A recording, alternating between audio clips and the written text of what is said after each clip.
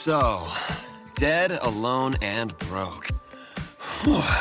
The best rhythm games are combo mad. They let you express yourself, alter your play, match the beat to your tools, and show off. They're not all this way, of course, but the good ones, the ones that get that music isn't just playing the right notes in the right order, have more in common with Devil May Cry and your favorite fighting game than you might think. Dead as Disco, a literal beat-em-up from developer Brain Jar Games, is as comfortable in that space as a well-worn leather jacket. Even at its early access launch, it's got the sick licks, fancy footwork, and consummate style to be a real contender. There are a couple parts of this album that I don't love, but it's about as close to being all killer no filler as an in-progress release can get. Ooh, that has not those famous reflexes.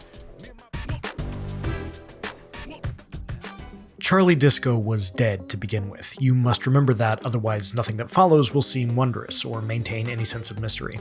The legend is back!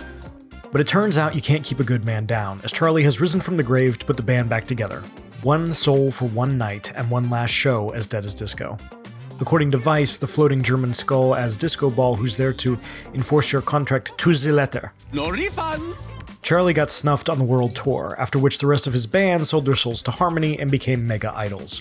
Your job is to convince them that they were better off as a quintet and figure out who killed Disco. In exchange for the mods, Harmony makes him play endlessly, hooked up to the city's reactor. And maybe I can convince him to unplug.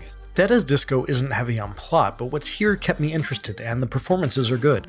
Charlie doesn't really remember what happened to him, or who offed him, and all he has to go on is Vice's word and the state of the world as it is now, 10 years after he bought the farm. When you confront Prophet about selling out to Harmony, he tells Charlie that he sold out long before the rest of them did. Disco doesn't believe it, of course, but then what does he have to go on? Vice's word? Would you trust a bedazzled floating skull? You won't see the end of Disco's story here, this is early access after all. But there's enough intrigue that I wanted to learn more about the characters and see what would happen next. The real power behind Dead as Disco's chords is the moment-to-moment joy of beating up enemies to the, beat. If you've ever played Hi-Fi Rush, you're gonna be right at home here. Combat marches to the tempo of the tune you're jamming to, so if you've got rhythm, timing your attacks, dodges, and counters will feel like headbanging to a joint you know by heart. Now, every attack always lands on the beat, so combat feels good even if Charlie's doing his best Steven Adler impression. You don't gotta be right on time to succeed, but if you can sync your moves up with the song, you'll hit harder, dodge better, and build more fever meter you can use to cash in for special moves like Fever Rush, which allow you to play Charlie's drumsticks on his foes' heads. When you're moving and grooving, Dead as Disco's fights are remarkable. Hit a combo, pause long enough to pull off a counter, spend one of your takedown tokens to yank a guy out of the fight before he gets to swing, exit the animation early with a well-timed dodge, and hit the guy who's recovering from his swing with a finisher. Regular enemies aren't super challenging, but some of them are so fast you can only counter them. Others require you to break a shield or keep an eye out for leaping attacks and lasers. Fortunately, Disco can cancel just about any action into any other, so you've always got an answer, and playing around these requirements is fun. Combat is simple, but it feels so good, and when you've mastered the beat of a song and know how to handle the variety of enemies you're facing, it's pretty amazing. And damn if it doesn't look stylish as hell no matter what you do.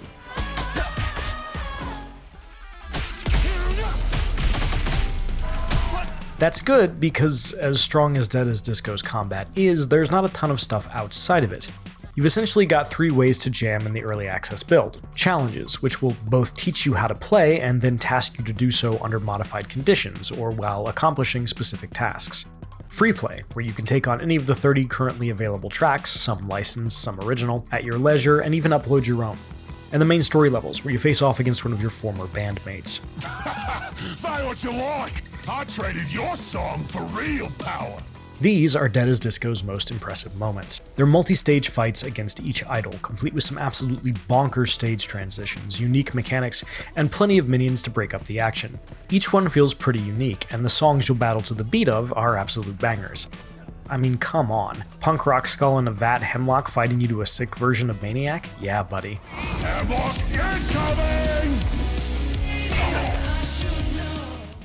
Of course, Aurora, the human AI designed just for you turned near deity, fights you to a pop song. What else would it be?